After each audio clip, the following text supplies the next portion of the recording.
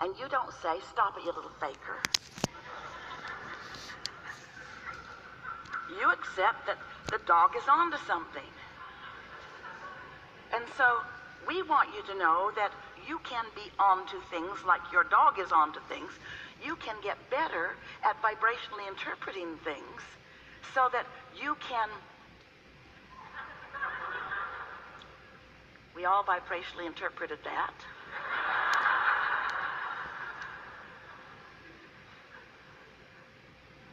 You can get good at vibrationally interpreting things that are in your vortex by using other senses other than your five physical senses. You can feel it in your solar plexus. You can understand it with your emotional guidance system. You can know something before you see it. You can sense it before you see it. You can trust it before you see it. You can believe it before you see it.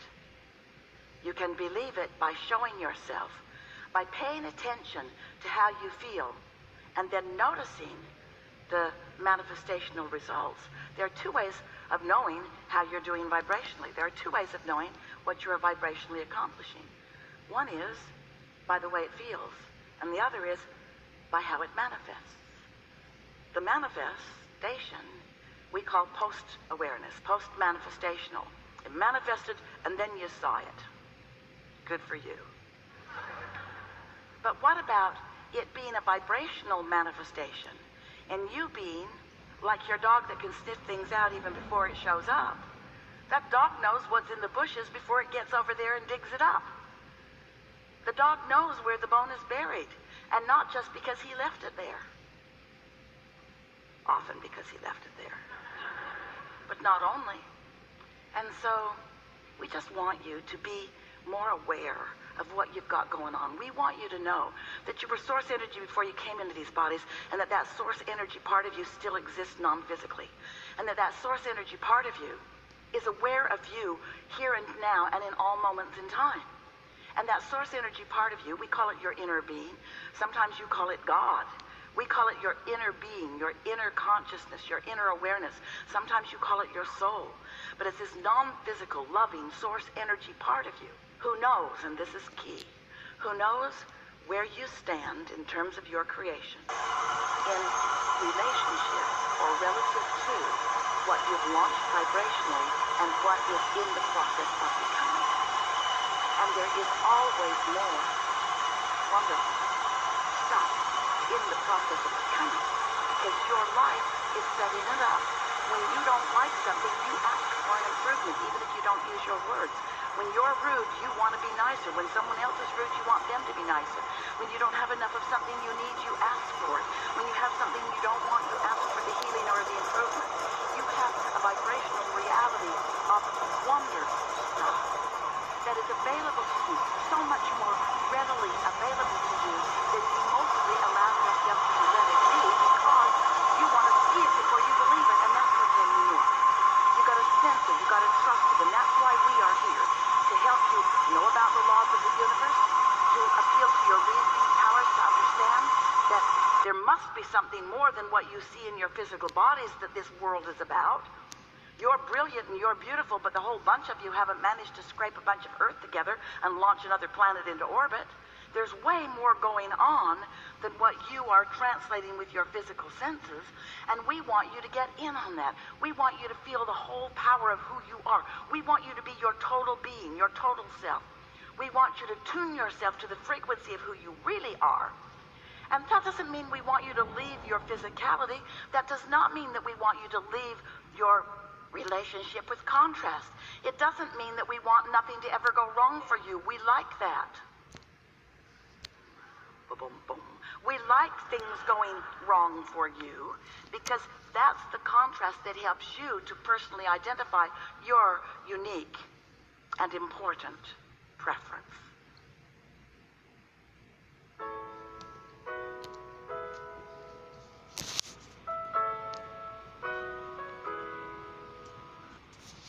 See, the world has changed. You don't need to sell at events and galleries anymore. You can go... Are there things happening that you don't understand? Or do you know why they're happening and you're just wanting to get better at offering a deliberate vibration. That's mostly it for you, isn't it? Life does keep happening, doesn't it? Because life keeps responding to vibrations that are already in motion, to patterns of vibration. That's what a belief is, you know. A belief is a pattern of vibration. Are you getting clear with the understanding that you are a vibrational being continuously offering vibration, and that the law of attraction is responding to your vibration and then matching you up with vibrational equivalency? In other words, you get what you think about whether you want it or not. And that's hard to take until you've got control of your thoughts. And you know what? You're never going to have control of your thoughts, not completely. Because you are here in an environment of contrast to which you are responding. You just can't be in this world that is manifested, and by that we mean you can see and hear and smell and taste and touch, which means you are interpreting vibration into those physical, sensual awarenesses. And so you're having exposure to experiences to which you are having reactions. And sometimes those reactions, even if you don't say something out loud, your reactions are vibrational. In other words, sometimes you see something and it makes you flinch or wish it were otherwise. And so that's what we mean when we say it's not uncommon, it's not abnormal to react as life comes.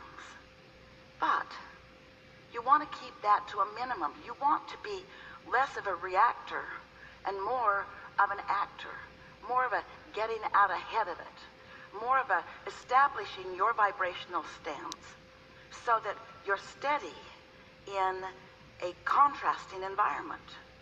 And then life is really fun, even in contrasting environments. You don't mind a little contrast. In fact, we know you like the drama. You do. You like to be enlivened. You like a good problem to solve. You like questions to which you are seeking answers. It's all part of your evolution. It's all part of the expansion of the universe. It's part of the evolution of all things, all species, all that is. But you do want to have some sense of how it works so that you have some measure, in fact, from our perspective, a large measure of creative control. And that's what we are about. We are here to help you to understand the laws of the universe. We're here to help you understand who you really are and how you fit into all of this. We want to help you to embrace, not just tolerate, not just accept the diversity that surrounds you, but embrace it. Embrace it. Acknowledge the value of its existence. Because out of contrast, out of knowing what you don't want, is born your focused, keyword, your focused clarity about what you do want. So the only thing that ever feels like it's going wrong with you is when life gives you focused clarity, but you don't focus on the clarity. Life gives you focused clarity about what you do want, but you stay focused on what you don't want. And that's a sort of human trait that doesn't serve you very well, where you stay way too long focused upon the problem, trying to get to the bottom of the problem, when the vibration of the problem and the vibration of the solution are really different vibrational frequencies. The vibration of a question and the vibration of an answer is a very different frequency. So sometimes when you're focused upon the problem, you want to poke at it more to make it bigger.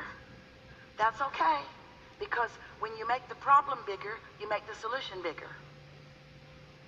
In fact, they're always equivalent. Problems and solutions are equivalent vibrationally. Different vibrations, but equivalent in velocity, so to speak. You see what we're getting at? So if you sort of